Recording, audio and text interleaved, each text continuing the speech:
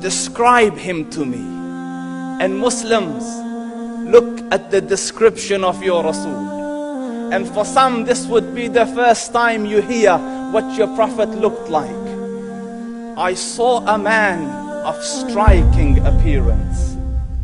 ظاهر الوضاء أبلج الوجه, radiant face, حسن الخلق, beautifully created. لم تعبه الثجلة, his belly wasn't protruding. ولم تزر به السعلة, nor was his head disproportionate and small.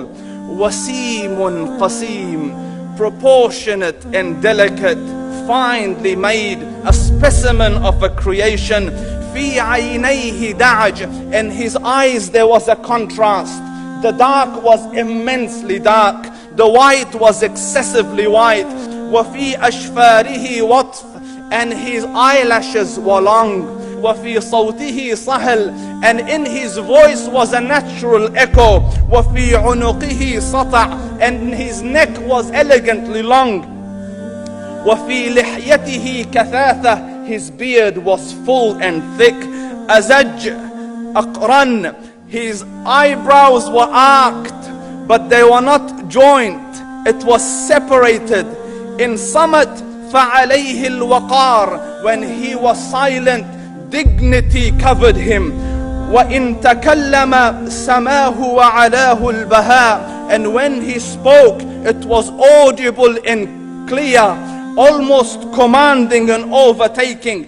أجمل الناس وأبهاهم من بعيد, from afar the most striking and outstanding in appearance. وأحسنهم وأجملهم من قريب, and when he came near, the best of them and the most handsome of them in closeness.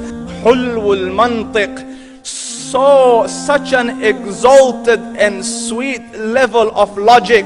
Like when he used to speak, it was so coherently logical, it was smooth and easy to understand.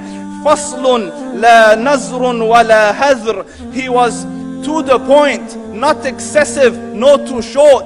كأن منطقه خرزات نظم يتحدرن, his logic, his utterances, his words were like jewels coming out of a necklace, calculated, polished, one after the other, it would flow magically. ربعة, he was medium in height. Your eye didn't have to strain to look up at him, nor was it tedious to look down at him. He was a comfortable sight to look at. له رفقاء يحفون به, he had friends, the people that were with him, they were working around him to try to serve and protect him. إن قال سمعوا لقوله, when he used to say something, they used to hearken to what he used to say. وإن أمر تبادروا إلى أمره, when he commanded, they used to compete to fulfill the command. This is Muhammad Rasulullah. This is Muhammad Rasulullah.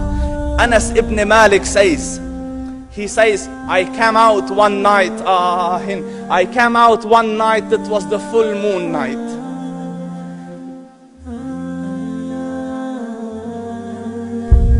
And I looked at the moon, and in the desert, understand, the moon is an awesome sight. It is smooth, it is radiant, it is clear, it is gentle compared to the scorching sun at which they are used to.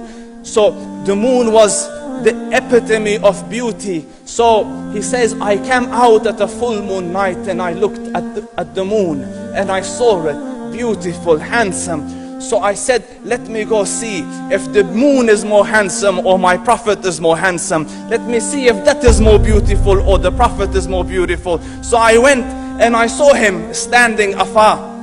So I looked at his face and I looked at the moon, and I looked at his face, and I looked at the moon, and I looked at his face, and I looked at the moon, and he said, Wallahi, he was more handsome than the moon in its entirety. That is just the look of your Rasul. Aisha radiyallahu anha says, I was sewing with the needle. My needle dropped in the dark. I couldn't find it. I said, Ya Rasul, I can't find it. He moved his face close, and I swear, out of the radiance of his face, I found my needle. And the Prophet sallallahu alaihi wasallam was mind-bogglingly handsome, but his handsomeness was covered with waqar and jalal and hayba. The Sahaba say, when we used to sit at his feet, two feelings conflicting would come on the heart. The first one, you wanted to look at him. You wanted to behold the majesty of his face. And when you wanted to look up, shyness used to overtake you, so you used to look down. Amr ibn al-As says, I sat with him many times, but if you ask me to describe his face, I can't describe it. I wouldn't be able to look up to him ijlalan wa ta'zeeman. I couldn't look up at him. And that is why he didn't have the problems that Yusuf alayhi salam had. Because it was difficult to penetrate the awe and the splendor of the Rasul.